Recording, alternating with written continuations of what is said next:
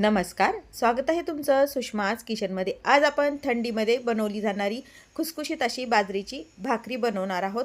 यामध्ये मी बाजरीच्या भाकरीमध्ये तीळ लावून ही बाजरीची भाकरी तयार केलेली आहे।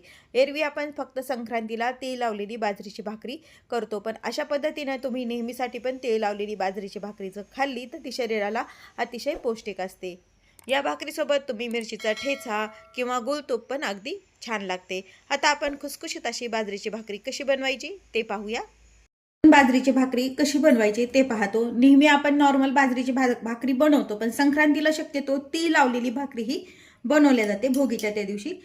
आता हे 2 भाकरीचं साधारण पीठ आहे। यामध्ये चिमूटभर मीठ टाकायचं। मिठामुळे भाकरीची टेस्ट छान येते। तुम्ही नेहमी जरी बाजरीची भाकरी केली तरी पण अगदी मीठ टाकल्यामुळे छान लागते। शक्यतो हिवाळ्यामध्ये भाकरी बाजरीची खाल्ल्या जाते जास्त करून। यामध्ये मिक्स करून घ्या पीठ टाकलेलं छान। मीठ आणि पीठ आपण छान मिक्स करून घेतले। मी इथं गरम पाण्यामध्ये पीठ मळती आहे, म्हणजे काय होतं भाकरी अगदी छान अजिबात तुटत नाही आणि मस्त येते। थोडं थोडं पाणी टाकून पीठ आपण हे छान जसं नेहमी भाकरीला मळतो तसंच हे मळून घ्यायचे। पीठ छान भिजून घेतले, छान मळून घ्यायचे। हे जो हात असतो ना याने असं हे पीठ छान असं मळून घ्यायचे, म्हणजे भाकरी आपली अगदी छान येते। असं मी उंडा काढून घेतलाय पिठाचा। थोडंसं पीठ टाकायचं कोरडं ताटावरती, म्हणजे भाकरी आपली छान फिरले जाते।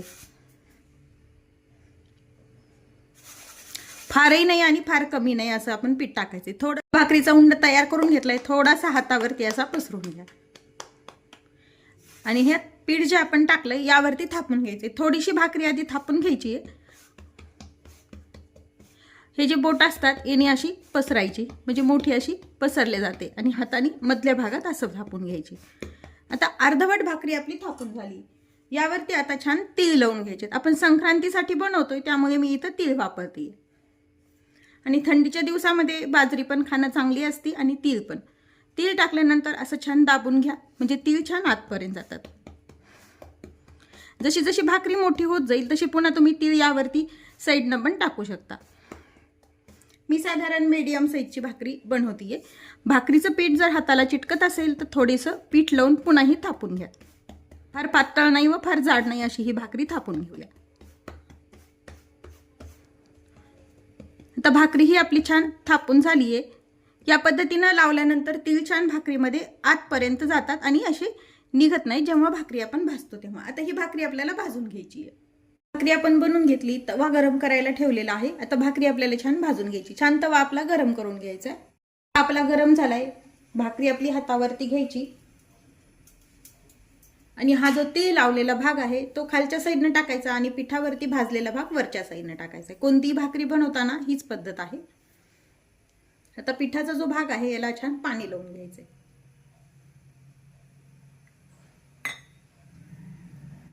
छान पाणी लावून घेतलंय आपण। थोडेफार तीळ थापताना पिठावरती पडतात त्यामुळे थोडे मागच्या साईडने पण लागले जातात। आता हे पाणी थोडंसं सुकलंय, भाकरी आपल्याला उलटून घ्यायची। हा भाग छान भाजून घ्यायचा आहे। तेल लावलेला भाग छान भाजले झालाय। भाकरी आपण पलटून घेतली, दुसरी साईड पण छान भाजून झाली। पहिले गॅसवरती डायरेक्ट भाजले जायचे, पण आजकाल खूप जण म्हणतात की गॅसवरती भाकरी भाजू नये, म्हणून मी शक्यतो तव्यावरती भाजतीये। चुलीवरची भाकरी तर अगदी छान लागते खायला। आता ही या साईडनं पण छान भाजून घ्यायची।